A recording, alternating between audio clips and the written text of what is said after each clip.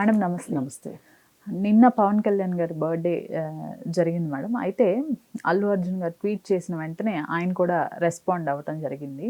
ఇప్పటి వరకు సోషల్ మీడియాలో పవన్ కళ్యాణ్ వర్సెస్ అల్లు అర్జున్ అని, వార్ అని, మెగా ఫ్యాన్స్ రెండుగా చీలిపోయారని, కొంతమంది సెలబ్రిటీస్ అనబడే వాళ్ళు కానివ్వండి, లేకపోతే అభిమానులు అనేవాళ్ళు కానివ్వండి, వీళ్ళు కూడా సోషల్ మీడియాలో రచ్చ చేయటం చూసాం.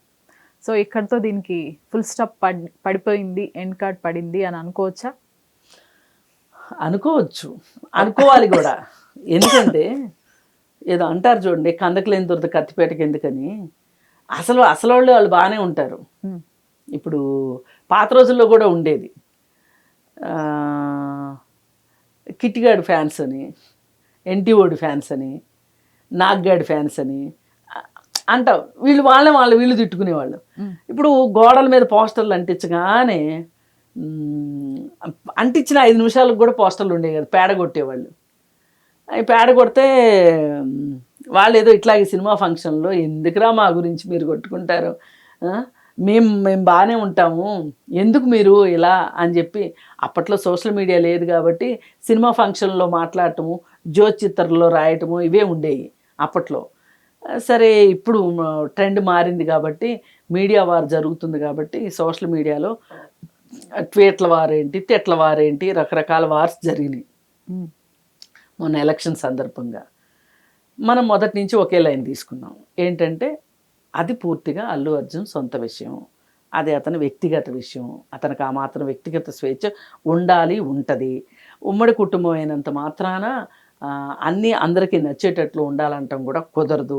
అనవసరంగా ఈ ఫ్యాన్స్ అనబడేవాళ్ళు మాట్లాడి మీ టైం ఎందుకు పాడు చేసుకుంటారు, మీరు ఎందుకు కొట్టుకుంటారు, అసలు 2 వర్గాలుగా విడిపోవడం ఏంటి, ఈ వారేంటి అని చెప్పి మనం మాట్లాడుకున్న దానికి తగ్గట్లే అసలు సినిమా ఆడనివ్వమని, అదని ఇదని, అసలు మా రుచి ఏంటో చూపిస్తామని చెప్పి ఇలా రకరకాలుగా మాట్లాడారు. ఇప్పుడు వ్యక్తిగత స్వేచ్ఛ అనేది ఒకటి ఉంటుంది అని నేను మాట్లాడినందుకు పవన్ కళ్యాణ్ అభిమానులు కూడా నన్ను కూడా చాలా నెగిటివ్గా చాలా ట్రోల్ చేశారు. సరే, అది వాళ్ళే వ్యక్తిగత అభిమానం, లేదంటే ఇంకోటి. మరి పవర్ స్టార్ మీద ఈగ ఓడ వాళ్ళనివ్వనంత ఆర్మీ ఒకటి రెడీ అయిపోయింది. సరే, కానీ అది వాళ్ళ ఇష్టం. ఎప్పటికైనా మనం మాట్లాడింది వాస్తవం అని అర్థం చేసుకునే వాళ్ళు అర్థం చేసుకుంటారు, అర్థం చేసుకునే వాళ్ళు వాళ్ళ ఇష్టం అనుకున్నాం. అన్నట్లుగానే ఇప్పుడు వచ్చిన పరిస్థితి ఏంటి అంటే, నిన్న ఆయన బర్త్డే అయింది. బర్త్డే అయితే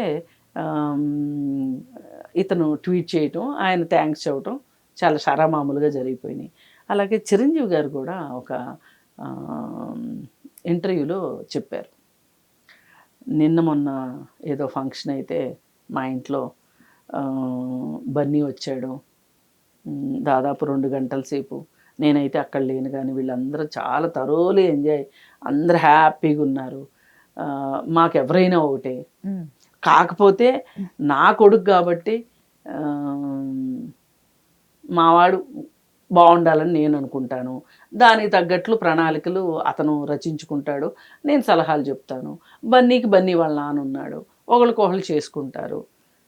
అంతేగాని మా అబ్బాయే ఉండాలి వాడు ఉండదు, మా అబ్బాయి బాగుండాలనుకుంటాను తప్పితే వాడు కూడా బాగుండాలనే కోరుకుంటాను తప్పితే నా కొడుకు బాగుండాలని నేను కోరుకుంటాను. కానీ మా మధ్యలో ఏ విధమైన ఎవరి గోల వాళ్ళది, ఎవరి పని వాళ్ళది, ఎవరి సినిమాలు వాళ్ళవి, అవన్నీ పక్కన పెట్టి వచ్చి కూర్చుంటే హ్యాపీగా ఉంటాము అని చెప్పి మేము అలా ఉండే సందర్భాలు కూడా ఉన్నాయి అని చెప్పాడు. ఇప్పుడు ఇవన్నీ వింటే మనకు అర్థమయ్యేది ఏంటి అంటే, ఈ మధ్యలో వచ్చిన వాళ్ళు ఉంటారే, ఈ మధ్యలో వచ్చిన వాళ్ళు పిచ్చోళ్ళు అయిపోతారు. అందుకని మనము ఇవాళ మనం మాట్లాడే మాటలు నలుగురు వింటున్నారని కానీ, నలుగురు చూస్తున్నారని కానీ, మనం ఒక లిబర్టీ తీసుకుని మాట్లాడేయటం అనేది కరెక్ట్ కాదు. ఏదైనా సరే మాట్లాడే మాటకి చాలా విలువ ఉంటుంది.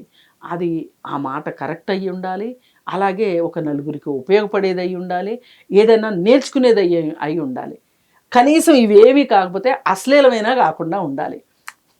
అప్పుడు ఒక మాటకి అర్థం పరమార్థం ఉంటుంది. Hmm. కానీ కొంతమంది దొరికింది ఇంతే ఛాన్స్ అని చెప్పి ఎవరో ఒకళ్ళని భుజాన వేసేసుకుని రెండో వాళ్ళని వీరబూతులు తిడతా ఉంటే ఇప్పుడు వాళ్ళు ఒకటయ్యాక మనం పిచ్చోళం అయిపోతాం. అందుకని ఇట్లాంటి విషయాల్లో దూరకుండా అభిమానులు కూడా మీ అభిమానం మీ దగ్గర పెట్టుకోండి.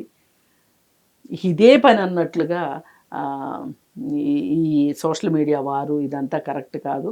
మీకు చక్కగా అభిమానం ఉంటే పవర్ స్టార్ సినిమా హ్యాపీగా చూడండి, అలాగే అల్లు అర్జున్ సినిమా హ్యాపీగా చూడండి. అసలు అన్నిటిని మించి సమాజంలో ప్రభుత్వాలు చేయలేని పనులు చాలా ఉన్నాయి. ప్రభుత్వాలు ఎంత చేసినా చేయాల్సిన అవసరాలు కొన్ని ఉన్నాయి సమాజంలో, సామాజిక కార్యక్రమాలు. అట్లాంటి వాటికి మీరు ఫలానా ఫ్యాన్స్ ఇలా ఉన్నారు, వాళ్ళ ఫ్యాన్స్ ఇంత చేశారు, ఇలా ఉన్నారు అంటే ఇలా ఒక మంచి పేరు ప్రఖ్యాతులతో ఉన్నారు, వీళ్ళు నలుగురికి మార్గదర్శకత్వంగా ఉన్నారు, వాళ్ళని చూసి ఏదైనా నేర్చుకుందాం అనిపించేలాగా ఉన్నారు అనేది మీరు చూపించగలిగితే గనక మీరు మీ ఆరాధ్య దైవాలుగా చూసే వాళ్ళకి ఈ ఇష్టానికి న్యాయం చేసిన వాళ్ళు అవుతారు.